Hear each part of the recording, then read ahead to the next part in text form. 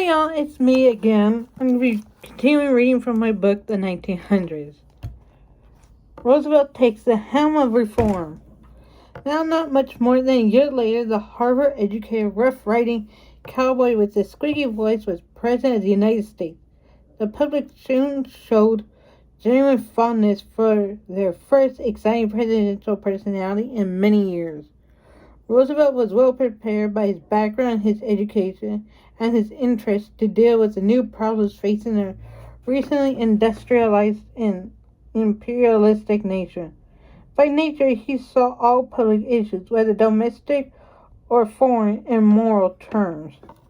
At the same time, he owed his political success to the Republican Party, which was dominated by big business interests. Thus, while he was at heart in sympathy with the reform mood of large numbers of people, he was not ready to push for drastic changes, nor was he in a position to do so as chief of a Republican administration with a majority in both houses of the Congress.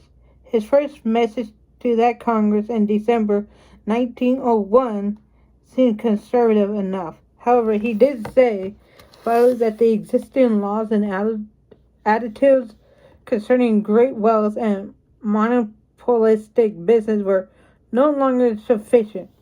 He was trying to express his beliefs and objectives while still recognizing that he could not get a conservative Congress to go very far along his chosen path all at once.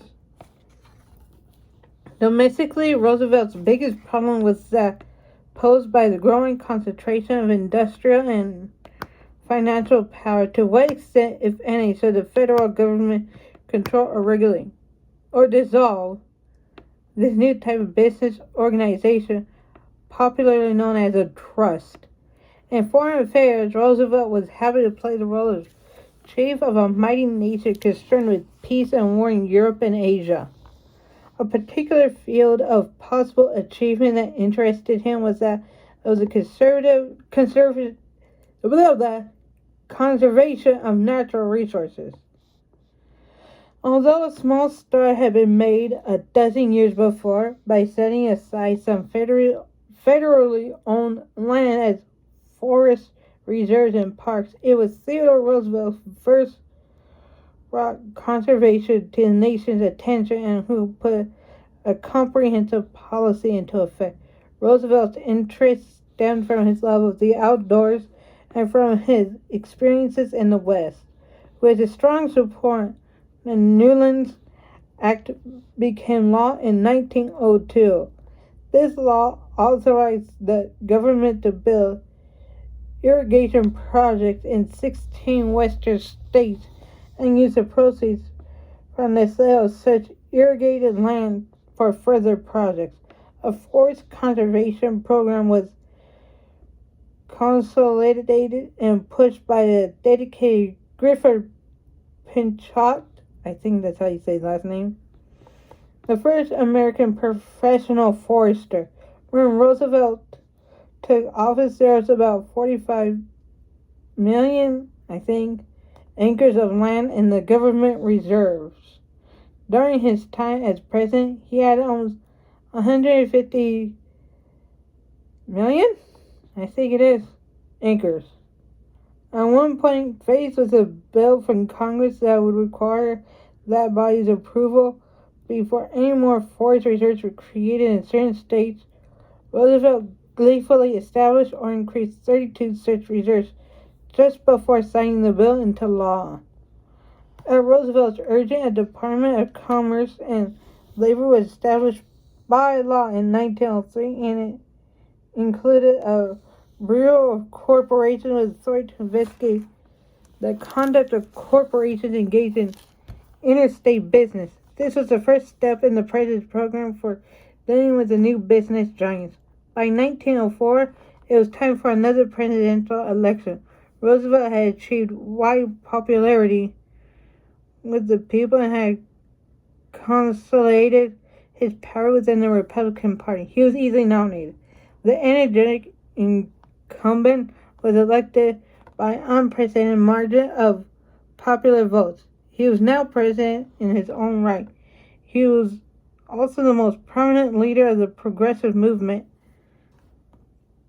His program and activities determined the tone and temper of American politics until domestic reform, partly achieved, was eclipsed by the turmoil of World War I. Theodore Roosevelt and the progressive movement had much in common.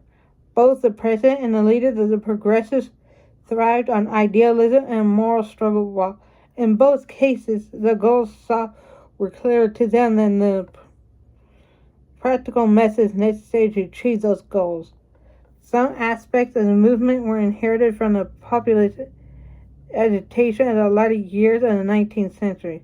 This was chiefly a southern and Midwestern agrarian revolt against industry and finance. It was also in its unspoken ideals a nostalgic desire to turn back the clock, to keep America simple and rural. The progressives, while they sought the support of the same agricultural America, were urban-oriented and were concerned primarily with the problems of industrial monopolies, corruption in government, assimilation of the new immigrants, and the relief of the poverty that accompanied the new industrial order. Unfortunately, they were not as forward-looking as they believed they were. They were honest beyond doubt. They were disinterested and sought nothing for themselves,